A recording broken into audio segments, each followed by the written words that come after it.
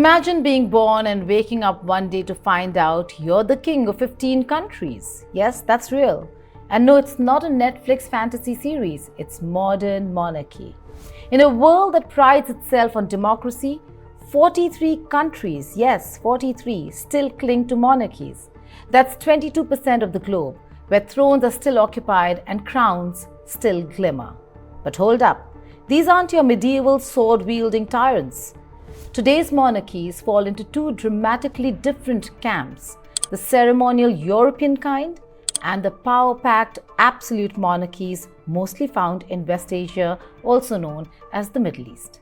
Hello and welcome. You're watching Statecraft with me, Geeta Mohan.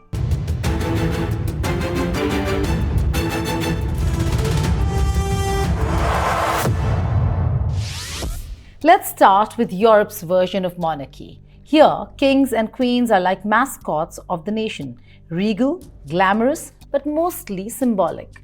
You know, the kind that wave a lot and cut ribbons? Take Britain, for example. Late Queen Elizabeth II reigned for a staggering 70 years. That's longer than Netflix has existed and even longer than color TV has been mainstream.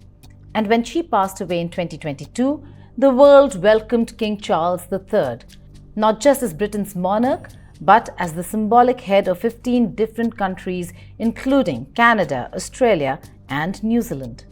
King Charles III is the head of state of more countries than any other person on earth. Ladies and gentlemen, few of our forebears could have imagined the Commonwealth of today, our free association of proudly independent nations, alive with opportunity, stands in proud defiance of the discrimination of the past.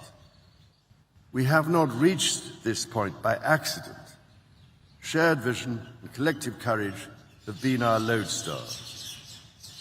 As we set a course for the century ahead, we can renew our courage with our faith in one another. For my part, I can assure you today that for however many years God grants me, I will join you and the people of the Commonwealth on every step of this journey. Let us learn from the lessons of the past. Let us be proud of who we are today. And together, let us forge a future of harmony with nature and between ourselves that our children and our grandchildren deserve. And this is what you get when you blend empire with pageantry, a monarchical commonwealth, where one crown rules many democracies. It's like being the lead singer of 15 different bands simultaneously. And the trend lately? Monarchs are retiring, not dying in office. From Spain to the Netherlands, royals are handing over the crown like CEOs passing the torch. Even Denmark's Queen Margrethe II shocked everyone by abdicating after 52 years on live TV. 14. januar 2024, 52 år efter at jeg efterfulgte min elskede far, vil jeg træde tilbage som Danmarks dronning. Jeg overlader tronen.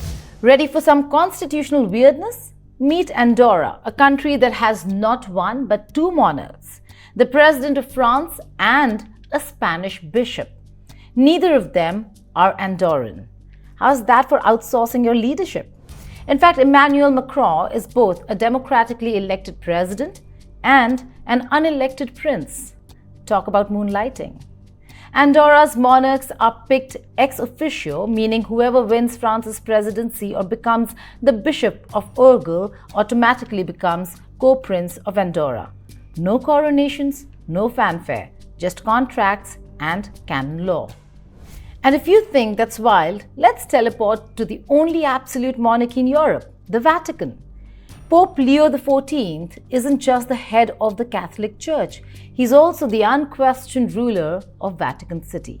He controls executive, legislative, and judicial powers. No checks, no balances, just robes, rituals, and raw authority. All hail the Holy King.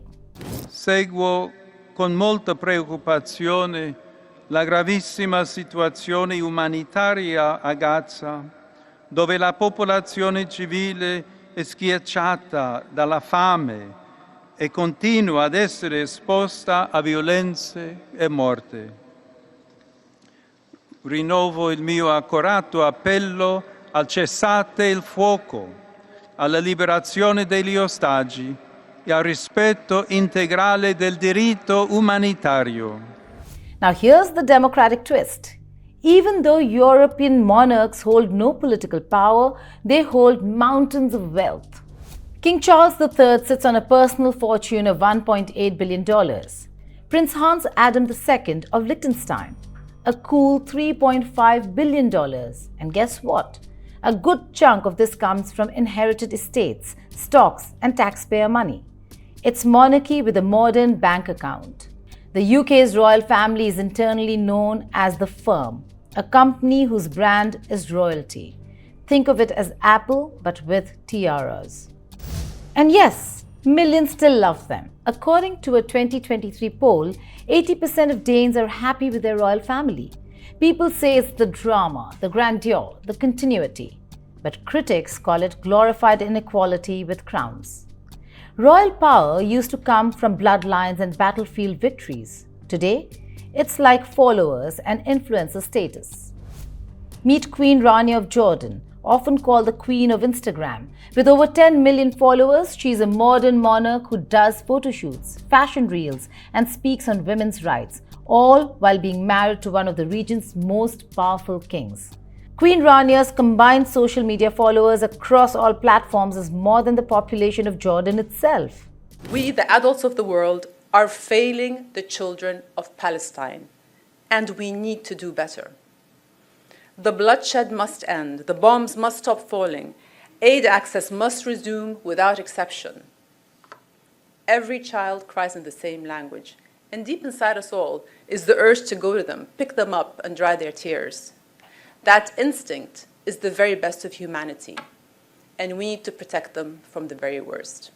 And in Dubai, the royal family's Instagram looks like a billionaire's travel diary, private jets, falcons in first class, and wild cars that cost more than some royal palaces.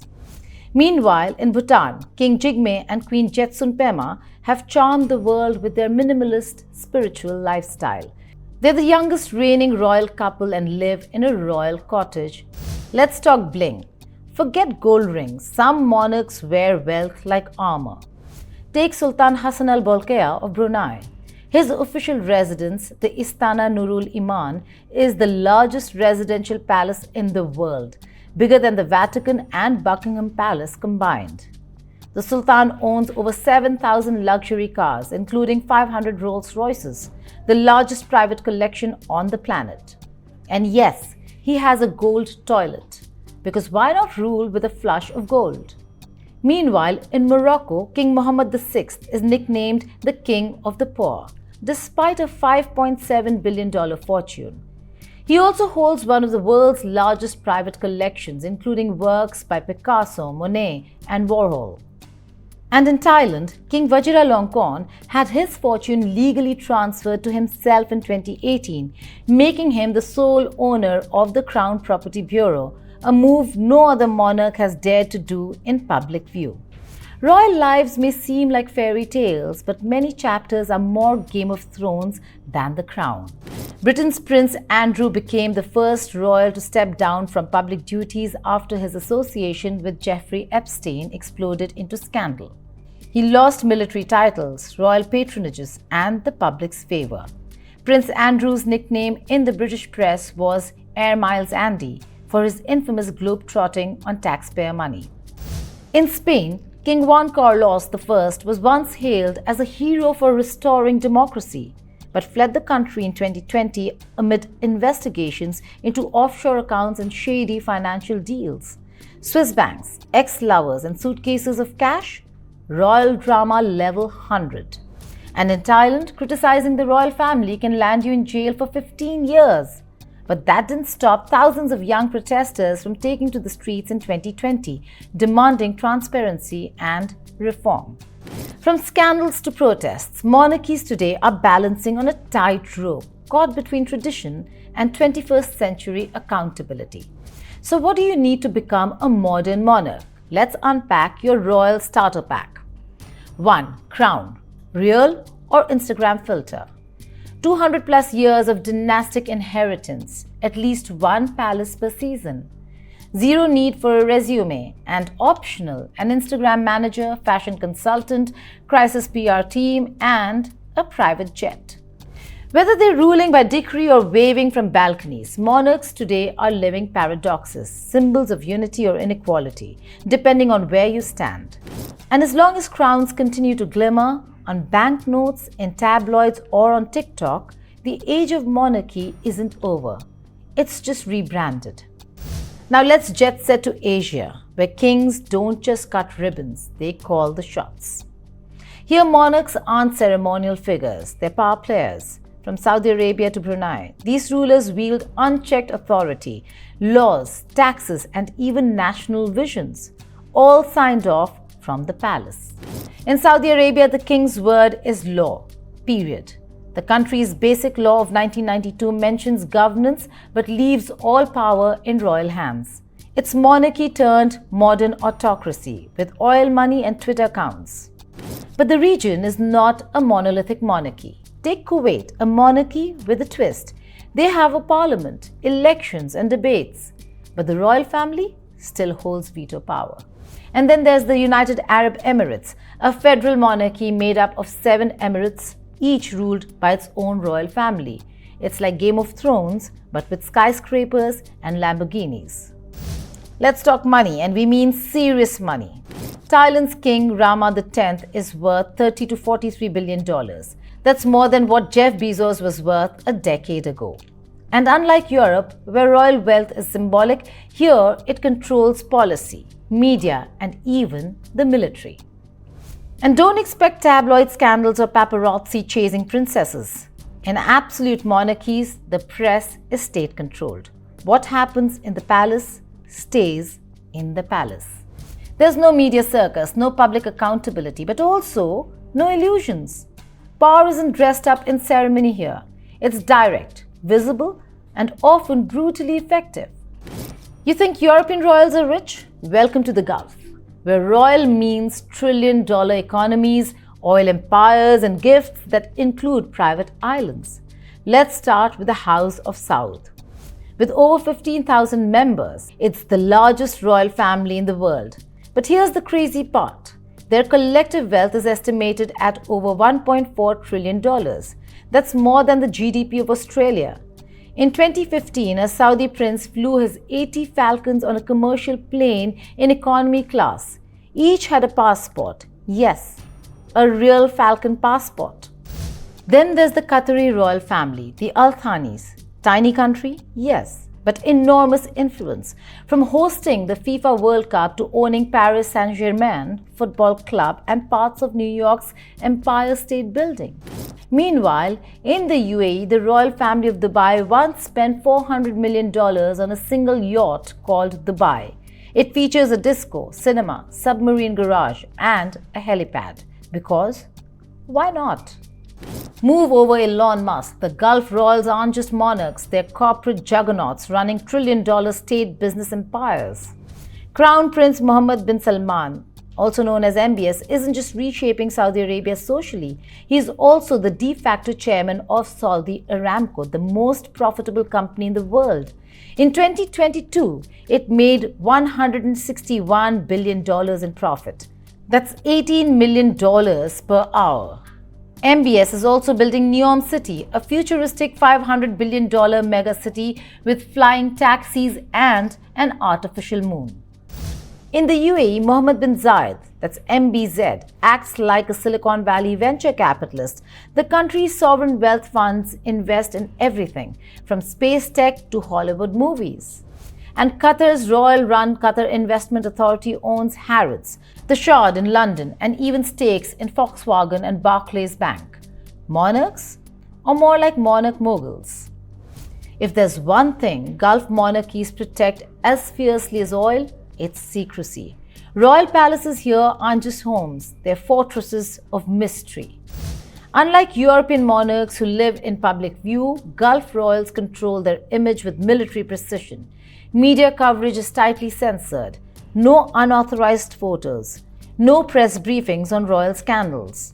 Until Sultan Qaboos died in 2020, no one even knew who his heir was. His successor was revealed from a sealed envelope after his death. Some Gulf monarchs even live completely off the grid. For example, members of the Saudi royal family have private resorts in the Maldives that are so exclusive they don't show up on Google Maps.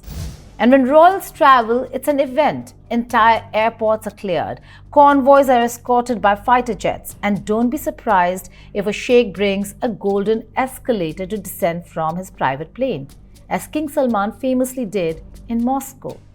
دولة الإمارات يعد اليوم ضمن أكثر الاقتصادات قوة ونمو، فقد أنعم الله تعالى علينا بموارد غنية ومتعددة، خاصة مواردنا البشرية، حيث تمتلك دولة الإمارات ثروة متميزة من القوى العاملة الفتية والشابة، وتشاركنا أكثر من 200 جنسية بفعالية ونشاط في نمو اقتصادنا وتطوره. أخواني وأخواتي، تنويع اقتصادنا ضرورة استراتيجية أساسية ضمن خططنا للتنمية. لذا من الضروري تسريع جهود التنمية الاقتصادية لبناء اقتصاد نشيط ورائد عالمياً، وسوف نستمر في تعزيز القدرة التنافسية الاقتصادية لدولة الإمارات وتحقيق أفضل When you've got oil, influence and absolute power, truth sometimes sounds stranger than fiction. So what do these different monarchic worlds tell us about power? European monarchies maintain the illusion of democratic purity while preserving inherited privilege. Absolute monarchies strip away the illusion and wear power like a badge. 14 countries, including Jamaica, Belize and Papua New Guinea, still call King Charles III their head of state. And while Barbados cut ties with the British Crown in 2021, others still haven't. Why? Nostalgia? Stability? Or is it just easier to keep the crown than to build a new system? These monarchies, both absolute and constitutional, reveal one thing clearly. Pure democracy is rare. Most nations blend elections with tradition, governance with symbolism. In the end, monarchy isn't just about thrones or titles. It's about how you deal with power and contradiction. Maybe we like the spectacle, maybe we trust tradition, or maybe, just maybe, we're okay with inherited power, as long as it looks good on Instagram.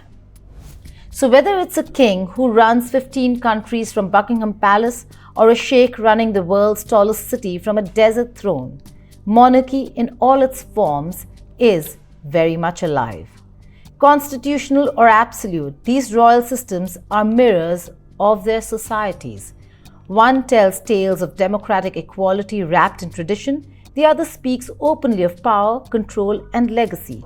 Neither is perfect, but both survive. And that in itself is royally fascinating. So the next time you see a crown, ask yourself, is it just for show or does it still command? Thank you for watching Statecraft.